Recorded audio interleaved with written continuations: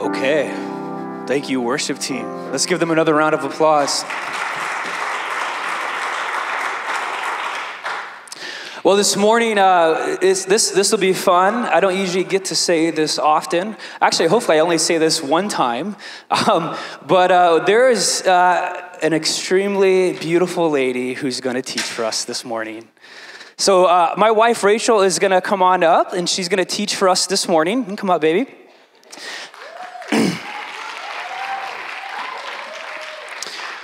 So if you're new here or if you've never met Rachel, this is my wife, Rachel, and she is very pretty.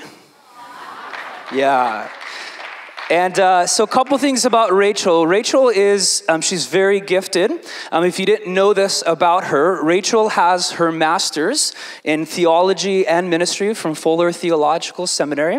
And she is also a commissioned pastor in our denomination, which is called the RCA in the California classis.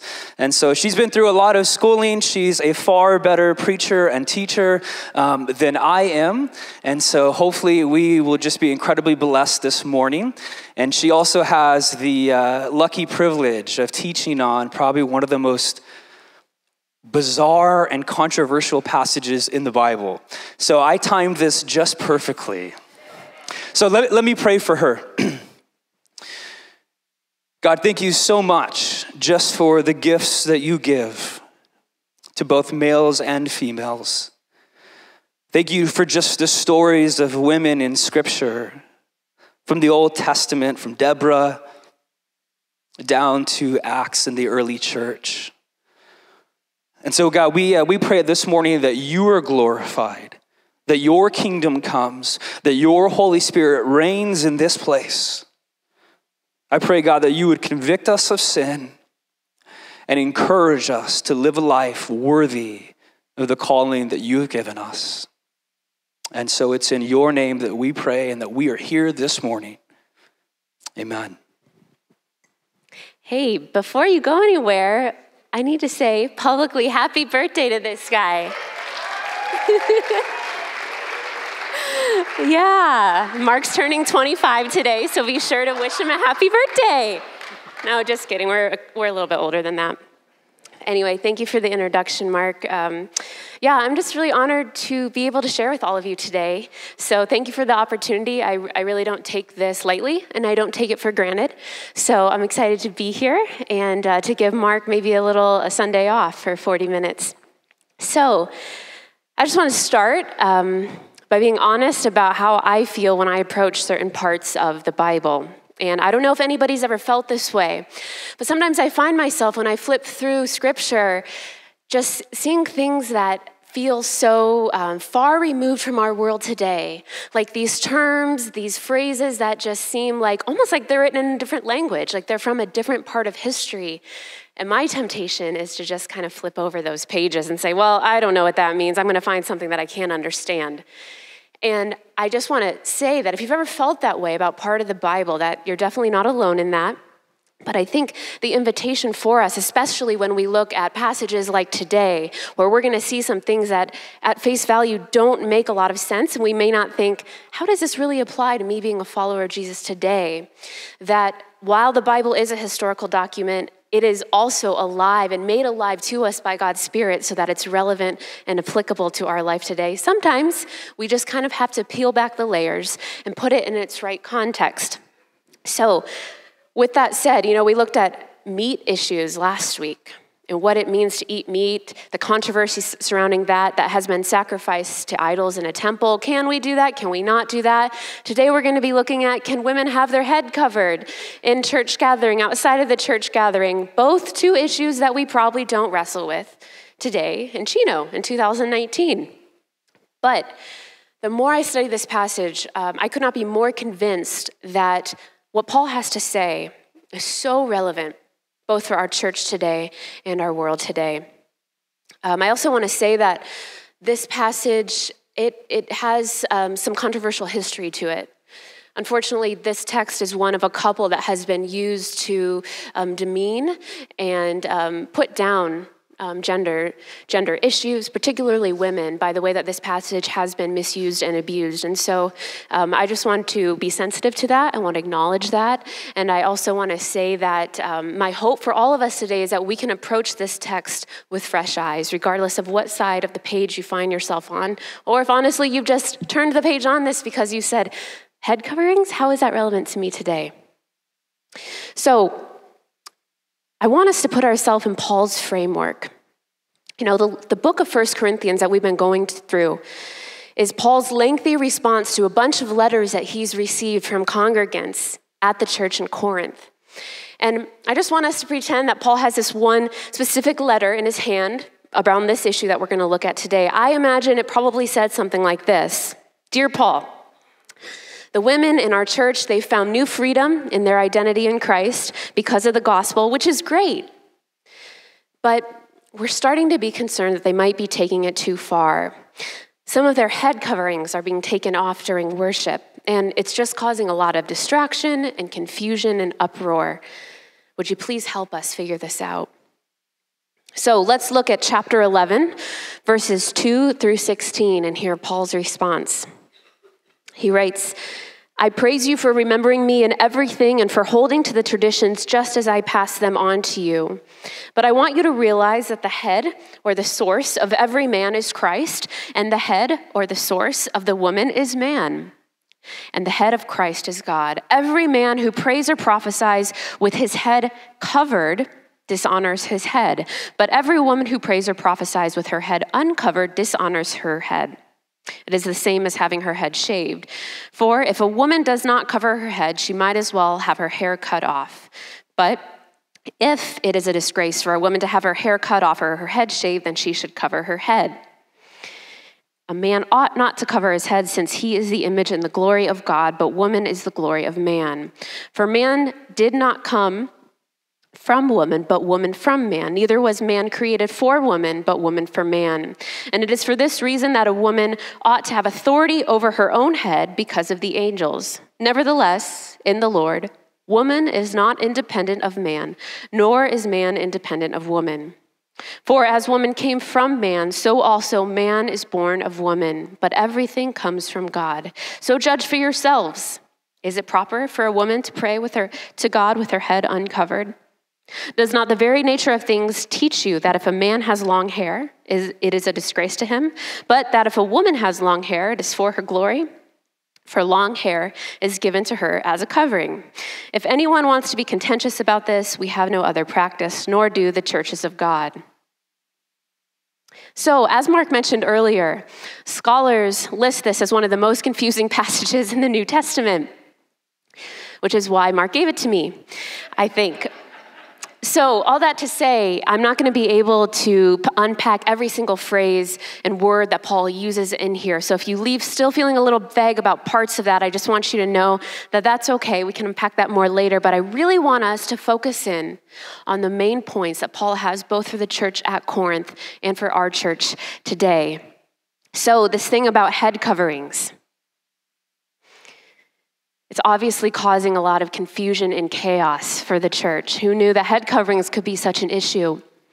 Well, it's important for us to understand that in the first century in Corinth, in this part of Greece, how a woman wore her hair or her covering over her head had significant social ramifications. And scholars believe that Paul's either talking about a literal head covering, kind of like a wrap or a shawl, or a woman who has her hair like up in a bun so that her head is literally covered by her hair. That's why he talks about long hair is given to a woman as her covering. So the problem was that these women in the church of Corinth, they started saying, I don't need to be bound by what culture tells me to do with my hair and how to cover my head because I have a new identity in Christ. The only problem with that is that women who wore their hair uncovered had ramifications or often led to the assumption that there was sexual promiscuity. If a woman was married and wore her hair down or her head uncovered, it was a sign that she was unfaithful to her husband. Or it was a sign of prostitution. So the problem is that these women are going into church doing these things that to the outside world was sending really confusing and mixed signals. And so Paul's saying here, yes, I'm going to affirm the new freedom that you've been given, but if it's causing any sort of disruption or chaos or bringing shame onto your husband, onto your family, onto your community, then don't do it. Stick with the tradition. Why?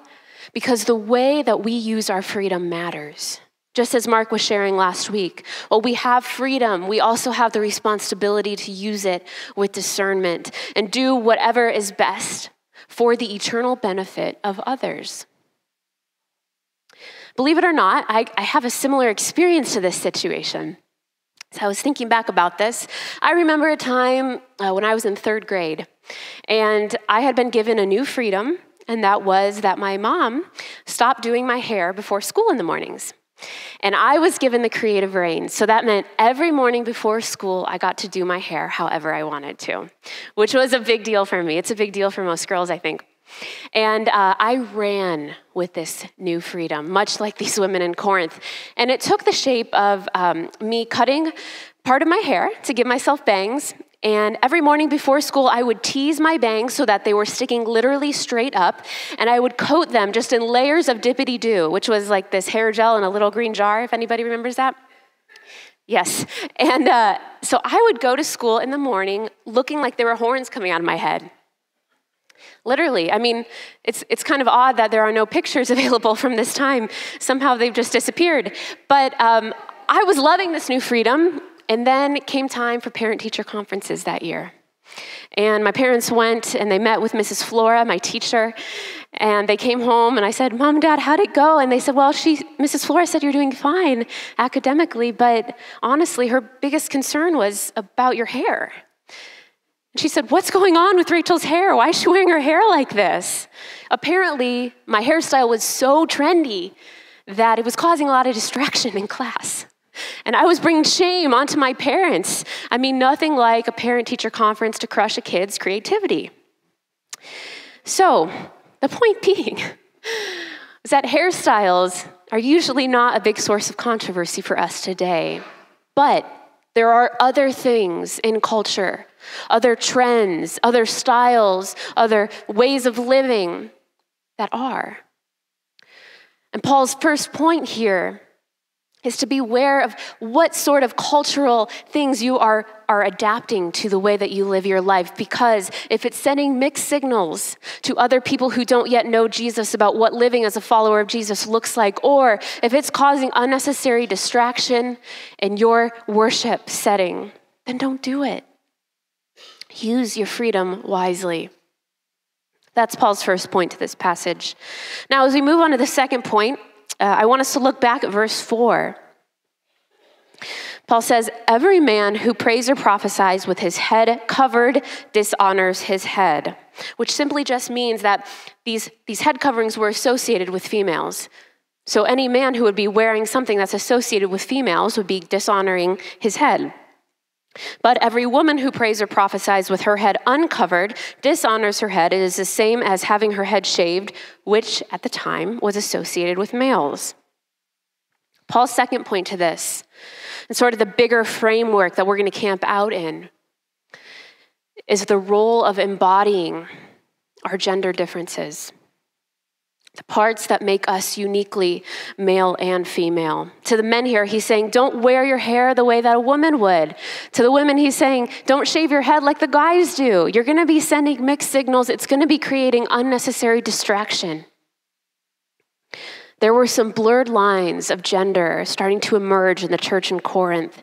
And the problem with that was, both for the church in Corinth then, but also our global church now, is that for us to most fully reflect the image of God, we need both male and female. We need the full image of God reflected. And if you've been around church for any amount of time, you may have heard the phrase image of God talked about. I think we toss that around a lot, but maybe don't quite fully understand what that means.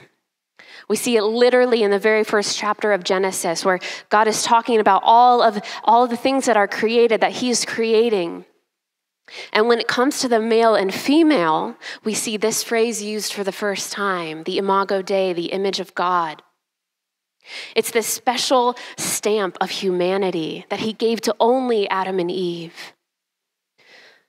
God didn't make flowers or the water in his image. He didn't make the sky or animals in his image. Yes, God created them, and yes, God said that all those things were good. But to Adam and Eve, to male and female, he gave a special significance. See, gender is at the very heart of what it means to be human. This is part of our God-given design. It's a special way that God set up humanity so that part of his character can be reflected in the way that women are, and part of his character and his heart can be reflected in the way that men are wired. And so, why Paul makes such a big deal out of this with the church at Corinth is that they were starting to lose that full picture of the image of God.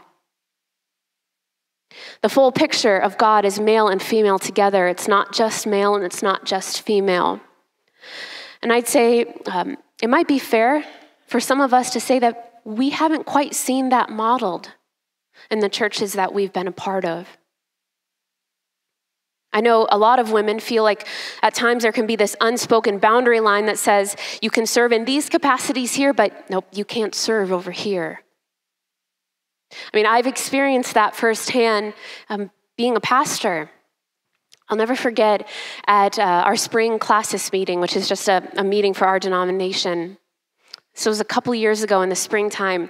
I had gotten commissioned as a pastor at that meeting, and I had studied for months. I had passed my verbal examinations, and then this was like the official kind of ceremony part of it, where a group of pastors and elders, they prayed over me, and I was made officially a commissioned pastor. And about 20 minutes later, we broke for lunch. And all of us walked next door at the church that was hosting us to this other building. And yes, I was mostly with men. There are a couple women, but it's predominantly men. And we're walking into where we're going to have lunch, and there's this nice gentleman who's volunteering, and he's welcoming us all into the door, and he's saying, welcome, pastors, welcome, pastors, welcome, pastors, so glad you're here. And he sees me, and he says, and women. And there was something in that moment that just made me realize, to no fault of this man, he wasn't doing this to be malicious. It was simply a reflection that we can be so inundated in the way that things have always been, that for this man, he couldn't see past my gender to see my calling. And I think that this passage in particular, ironically, has been used to support that. To say, no, Paul is saying there are only certain things that a woman can do and only certain things that a man can do. That a man can do. Amen, amen. But if we look back at verses 4 and 5, Paul is giving instruction to both men and women about appropriate ways to pray and prophesy. And if you read this quickly, you'll miss it. But if you slow down and you look at verse 5, Paul starts in with saying, every woman who prays or prophesies with her head uncovered dishonors her head. There's no if women are praying and prophesying. It's a when. He's saying, when men are doing this, you guys need to do this in a way that honors God in your community. And when women are doing this, you need to do it in a way that honors God in your community. The same thing that we would be saying today. We need to serve in appropriate ways that honor God and avoid unnecessary distraction. Paul here is actually arguing for a functional equality of the genders and the gifts that God has given to his body.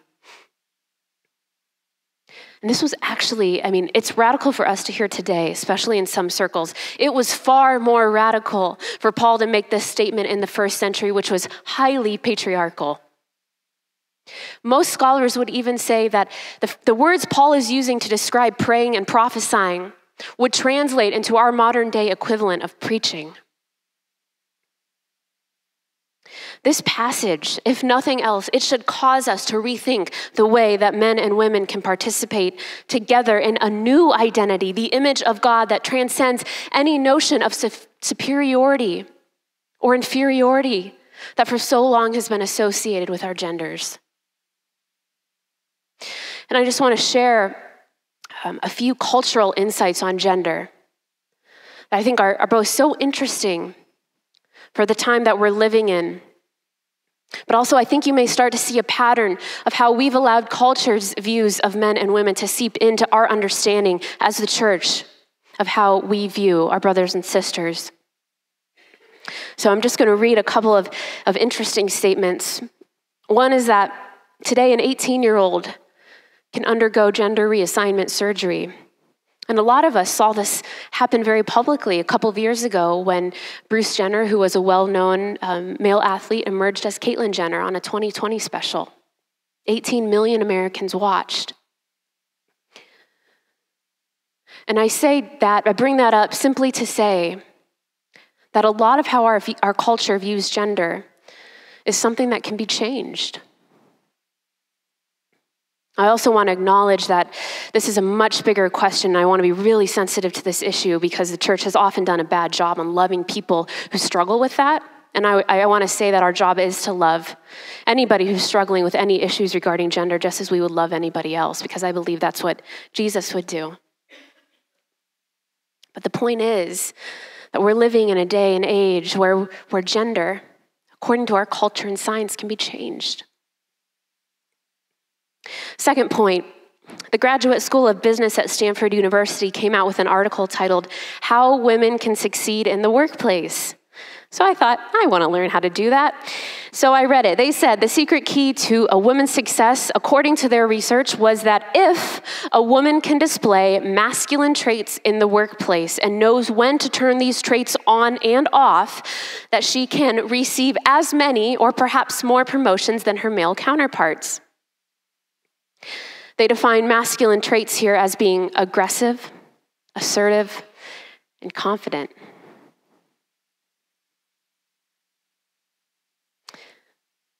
Culture says, women, in order to succeed, you need to take on male attributes. And on the other hand, the feminist movement portrays men as the root of all evil. They are disposable. Women can do it all without a man. In fact, a woman who is independent of a man is something that our culture has glamorized. Both sides, both men and women have said, well, that's something to strive for. You know, there have been 2 songs, perhaps even more, that have come out in the last couple of years titled Miss Independent.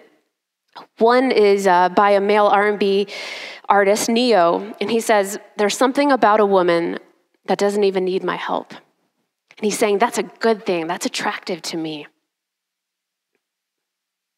And the lyrics to Kelly Clarkson's Miss Independent say, Miss Self-Sufficient, don't let a man interfere, Miss on her own, never let a man help her off her throne.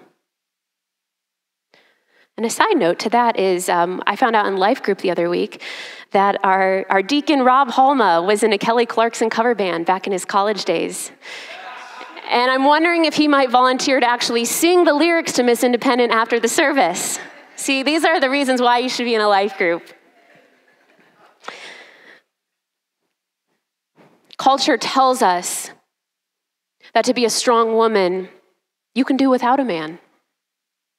But if you do have one, don't worry, ladies, there are thousands of blogs and books available these days that will tell you how to domesticate and make your man more sensitive, more like you. I just find it fascinating that we live in a culture that more than ever blurs the lines between genders, and we are constantly seeking to masculinize women and domesticate or dismiss men altogether. Our world tells us that we don't need the other. I think what's most sad about this fact is that the church has bought into this. Paul's teaching on this matter, it could not be more relevant for where we are today. A healthy community we need in our very design, men and women together, not a group of people striving for sexless neutrality or pushing traits of one gender onto the other. When we do that, when we seek to abandon our gender, we risk giving away a central piece to our humanity of what it means to be made in the image of God. So the question, very practically, that I think we need to be asking is, how do we, as a postmodern church in the 21st century, how do we do this? How do we actually embody what it means to use our gifts together, to value both genders as God designed? Paul gives us the answer. In verse 11, he writes, "In the Lord, woman is not independent of man, nor is man independent of woman." The key is mutual interdependence. I love what author Carolyn Custis James writes in her book, Half the Church. I think we'll put this quote up on the screen. She writes, "Male and female callings are not separate issues. They are interwoven, interdependent, and inseparable in the Bible. God didn't create a world where one gender can flourish at the expense of the other. In God's world, the true flourishing of one depends on and promotes the full flourishing of the other. In fact, God's kingdom purpose for the world hinge on how well we both flourish and pull together to serve him." And gosh, I just love this quote because I think it paints such a powerful picture of the invitation that lays before us as the church. I mean, what if we actually became a place where men and women could come in and feel like their gifts have a place to be valued here, to be used here? I mean, can you think about what type of message that might send to this world around us? What an opportunity we have to redeem some of culture's narrative on gender, of what it means to be male and female. We have such an invitation before us. We could be a body that says, hey, we no longer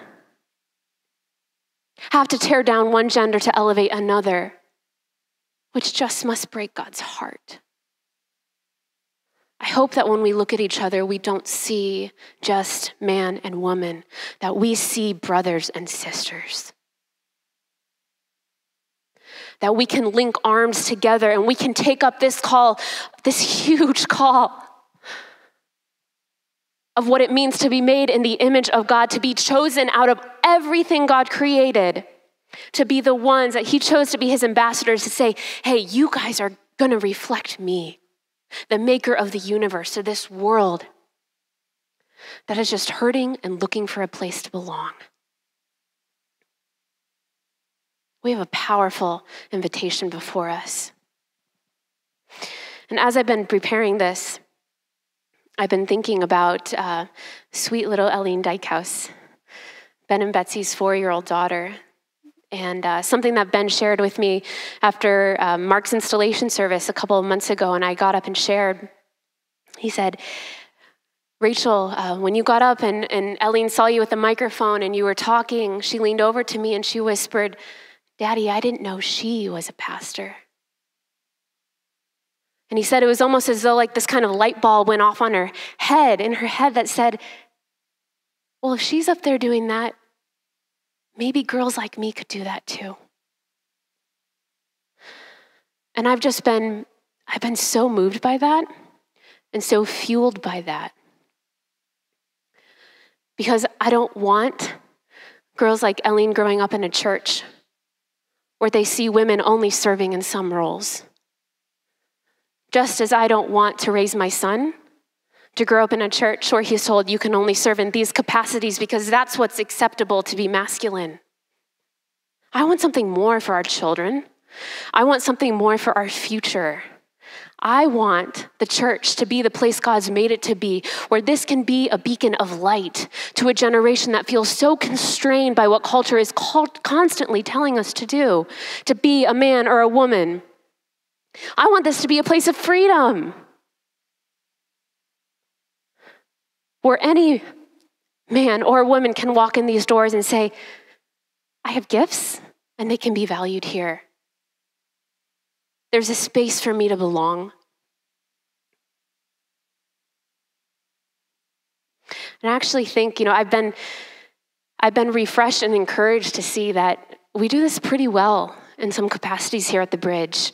I mean, the fact that we have some dads who serve in children's ministry, I just think that's amazing. I've been part of a lot of churches and I've never seen that before. So I do want to encourage us to keep modeling that because, I think it's important that women aren't the only ones teaching our kids, but men are too. Just as important as it is for each of us to use our gifts in the way God has gifted us, we have a generation watching. And they want to know that there is freedom here in Jesus in the way that they were made to be who God created them to be.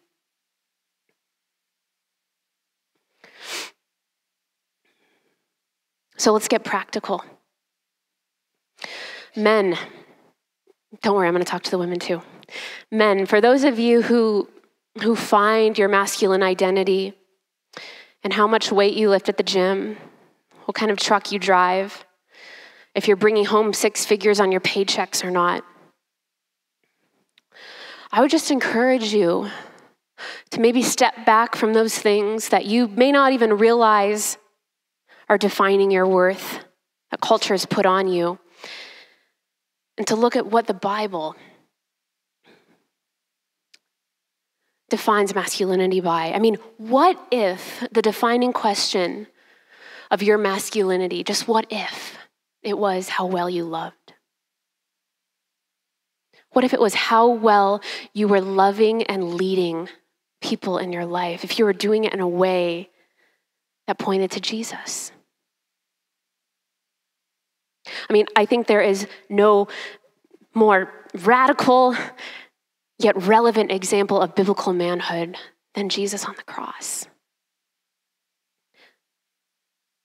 His deep love for all of us caused him to put others before himself, to submit to do the will of the Father, even though he didn't want to in that moment. But he was so moved by compassion for all of us. He said, I'm going to lay my life down for them. I'm going to love them that well. I'm going to lead them into something so much better. When that radical love of Jesus seeps into your bones, I just think you might find yourself in a place where you say, yes, I want to lead and I want to love like that. Furthermore, are there women in your life? Maybe it's your spouse, maybe it's your daughters, your sisters, maybe it's somebody in your life group that you know that God has gifted. But for whatever reason, maybe it's fear, maybe it's lack of opportunity, she hasn't stepped in to her calling. Maybe you could consider coming alongside of her. Maybe you could use some of the position that you're in to help bring your sisters up. We need you to walk alongside us just as much as we need you to be faithful stewards of the gifts God's given you. Women, your femaleness is not defined by how much makeup you wear, what size your jeans are, whether you're a stay-at-home mom or whether you're climbing the corporate ladder. We need to let the Bible, who God says that we are as his daughters, define what it means to be a woman in this day and age and not our culture. So for the women here who are maybe tempted to think, I don't need men, I think what Paul is saying is, in a sense, no. You can't use your newfound freedom to take off this head covering, metaphorically, to do without the other. We still need to be partnering with and valuing men, coming alongside them and linking arms, not because we are any less than, but because we are designed to need one another. Men are deserving of our respect just as much as we are of theirs. And also for the women here who maybe haven't found their new freedom in Christ yet, that still feel very bound by what culture says they need to do in order to be an acceptable woman. I just want to remind you that the gospel gives you importance and value and worth, and says that your gifts matter and they're needed here. My prayer for us as a church is that we would embody all of the gifts that God has given to his body. and not just half of them. That we would model that to this world around us. Because I think we are in such a crucial time. We have never been given the opportunity amongst the gender wars and the culture wars today to be such a beacon of light. We have a chance at redemption. But it starts with us. So I want to invite the worship team back up and just to lead us into a time of reflection on this issue, on some of the various things that may have come up for you in your spirit this morning. And in a minute, I'm just going to pray over us, and I'm going to highlight a couple of things that perhaps you might feel yourself identifying with. And I would just encourage you in the next couple of songs that we participate in, whatever grabs your heart, to pray further into that.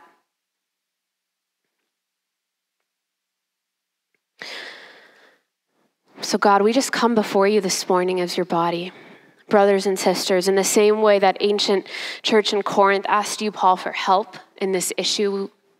We humbly do the same. God, we are navigating some confusing lines of what it means to be fully made in your image, to be fully male and female, God, and we just ask that you would help us to do that. God, we repent for the negative views we've held of the opposite gender. We repent for the disrespect we may have given to our brothers and sisters. We confess for the times that we've tried to diminish them or to change them or change ourselves. God, my prayer is that you would help all of us to see one another as reflections of you, the living God, not merely as objects for consumption, for pleasure, for comfort.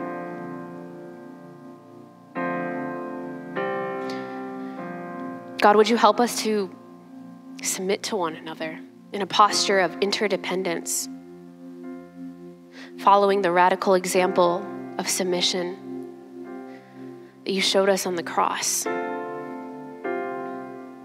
And God, in these next few minutes, I just pray that you would burden our hearts with a renewed sense of what you've called each of us to do. Some of us, God, we are confused by what it may be that you've given us to do on this earth. Others of us may feel burnt out by it or unsupported. Whatever it is, Jesus, would you make it so clear that you've given us unique gifts and that you are unleashing freedom in this place today for us to use them so that our world may know there is a living God who values every man and every woman. And we celebrate that, Jesus. Amen.